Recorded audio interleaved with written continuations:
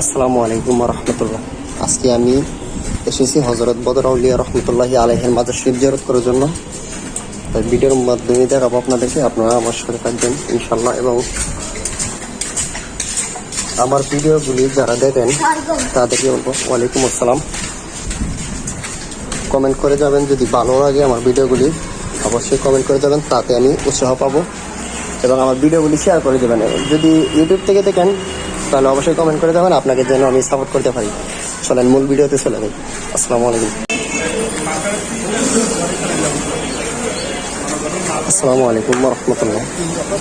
আমি এই মুহূর্তে এসে গেছি হজরত বদর রহমতুল্লাহি আলাইহির মাজার শরীফে। আমি আপনাদেরকে দেখাবো ঘুরে ওনার মাজার শরীফ।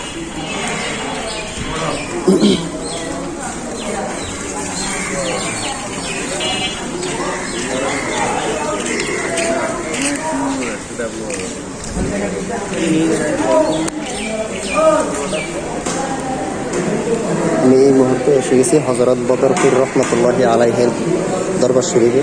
এই যে দেখবেন হজরত বদর পীর রহমতুল্লাহি আলাইহির মাজার শরীফ। এখানে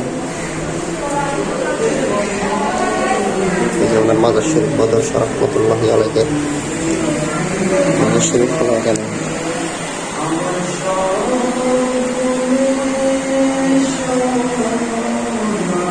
অনেক সুন্দর ভিতরের দৃশ্যটা, অনেক সুন্দর। আমার বদর রহমতুল্লাহি আলাইহির মাজার শরীফের ভিতরের দৃশ্যটা অনেক সুন্দর।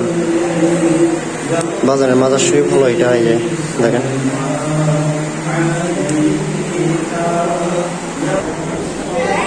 বদর রহমতুল্লাহি আলাইহি উনি যখন আরব সাগর পাড়ি দিয়ে এসেছিলেন তখন তৎকালীন বাদশাহ নৌযান বন্ধ করে দিয়েছিলেন। তখন হজরত বদর পীর রহমতুল্লাহি আলাইহি এই পাথর বাসে নিয়ে আসছিলেন। দেখেন আল্লাহর ওলিদের কারামত জিন্দা। আল্লাহর ওলিদেরকে পাথরেও চিনি, কিন্তু আমার দেশের কিছু ভাইয়েরা চিনি না। এবং ওনার খোদাই করা কিছু লেখা এখনো অবশিষ্ট আছে। এই যে এখানে আছে বাসা যাচ্ছে, বাসতেছে না মানুষের হাত দিয়ে দিয়ে চুমু দিয়ে দিয়ে একদম কিছু কিছু দেখা যাচ্ছে। পরে হজরত বদর রহমতুল্লাহি আলাইহির উরুস শরীফ সামনে আসতেছে।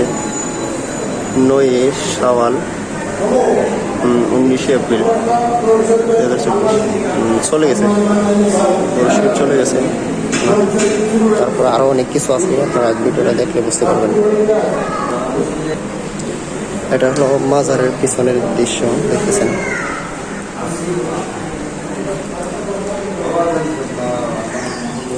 হজরত বদর পীর রহমতুল্লাহি আলাইহি এখান থেকে পানি ব্যবহার করতেন। এই কূপটা এখনো অবশিষ্ট আছে। এই কূপটাকে গ্লাস দিয়ে অনেক সুন্দর করে রেখেছে। দেখেন অক্ষত রেখেছে। ভিতরের তো অন্ধকার দেখা যায় না কিছু, যতটুকু সম্ভবত দেখাচ্ছি।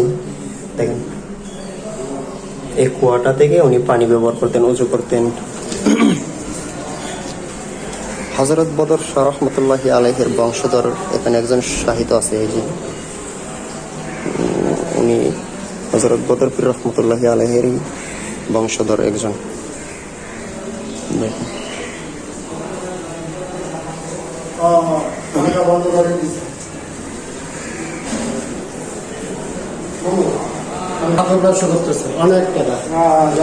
এখানে কার মাজার শরীফ? উনি কে? উনি ওনার কিছু হয়? বদর শাহ বাবা জানের কিছু হয়নি? কি হয়? সাধারণের মতন মাজারটা। আচ্ছা আচ্ছা আচ্ছা, আমি তো দেখি নাই। এটা কি? ইনি হলেন গাউসে জামান সামদানি কুতুবে রব্বানি সুলতানুল ওলি শাহ সুফি হজরত সৈয়দ আতিউল্লাহ রহমতুল্লাহি আলাইহির মাজার শরীফ। আচ্ছা, এখানে কবরস্থানের সিঁড়ি ছিল মানে? হ্যাঁ, ও আচ্ছা। এই যে এখানে দেখতেছেন মাজারের পিছনে হজরত বদর শাহ আউলিয়া রহমতুল্লাহি আলাইহি যখন আসতেন এই রাস্তাটা দিয়ে নাকি আসতেন, আমি শুনলাম। এখন এই রাস্তা দিয়ে ওনার বাসা ছিল এখানে, যেখানে ইনি শাহিত আছে ওনার বাসা ছিল এখানে। এই রাস্তাটা এখন বন্ধ হয়ে গেছে। আগে নাকি এই দিক দিয়ে উনি আসা যাওয়া করতেন ওনার বাসার মধ্যে, হযরত বদর শাহ রহমতুল্লাহি আলাইহির।